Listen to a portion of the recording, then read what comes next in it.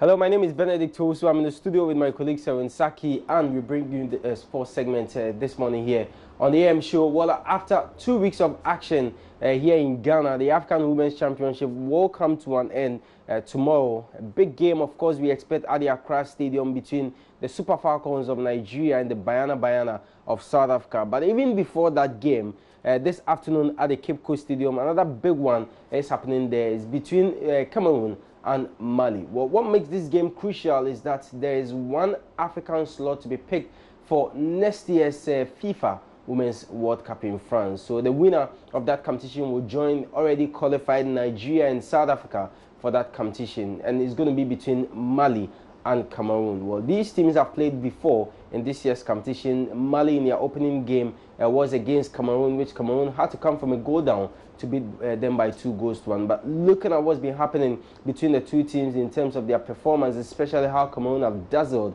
in this year's competition, many tip them to win. And this is a point I bring in my colleague Selwyn. And Selwyn, I mean, yes, you look at Cameroon. I was at the stadium with you to see some of their games, especially their last game they played against Nigeria. Wonderful display, only to be kicked out on penalties. You think they have a chance against Mali? Well, definitely they do have a chance, because in terms of performance in all the teams, I think Cameroon stand up the top. They play the best football that we've seen in the tournaments, but their problem has been to convert those chances they've been creating into goals. They potentially have some of the best players in their team.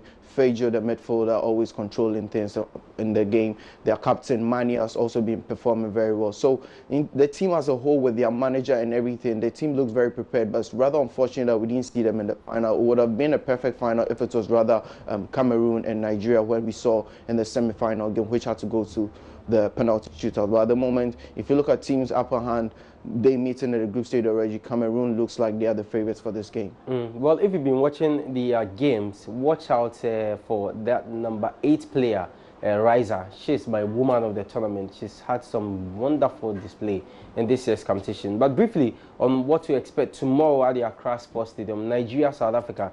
Nigeria are not new to this. This is going to be their 11th final, and all the finals they've played in, they've won. And South Africa is going to be their 4th final. They haven't won the competition before. How does that play in going into the game, and especially looking at their first game they played in this year's competition, which South Africa won by a goal to 0? Well, records favor Nigeria at the moment, and South Africa also looking like they've been to the finals a lot of times.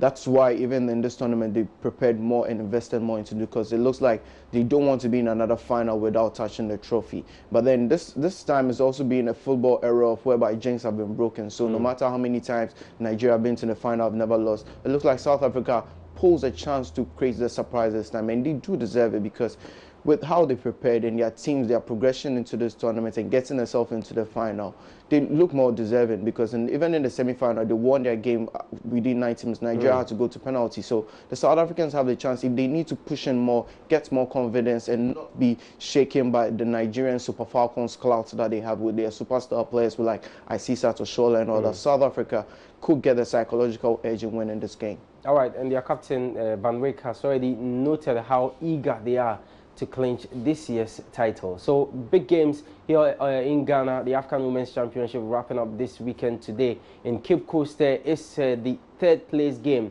between Cameroon and Mali, and then tomorrow at the Accra Sports Stadium, the big one between the Super Falcons of Nigeria and then the Banyana of South Africa. Cape Coast is 4 p.m. tomorrow, at the Accra Stadium 4 p.m. as well. We have to do some more here on the local scene. In Ghana Football Association Technical Director Oti Akenten has been explaining his decision to appoint Ibrahim Tanko as coach of the Black Meteors team. Now, the Black Stars assistant has come in following the demise of Coach Yusuf Abubakar. Coach Oti insists Tanko's appointment is in the right direction. To what I'm focused, what I have to do, I'll do. You see, if I'm supposed to, like I was supposed to recommend for the under 23, I looked at the scenes.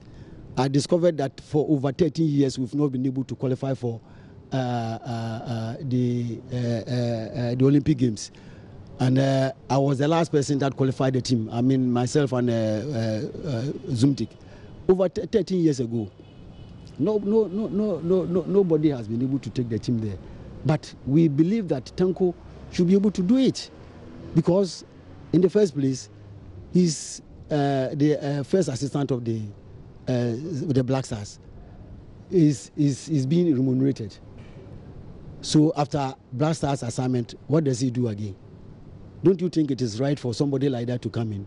And then also in terms of promoting players from that level to the senior national team, it will be easier because he sees them and he does the recommendation to the senior to the head coach, and they all take a final decision.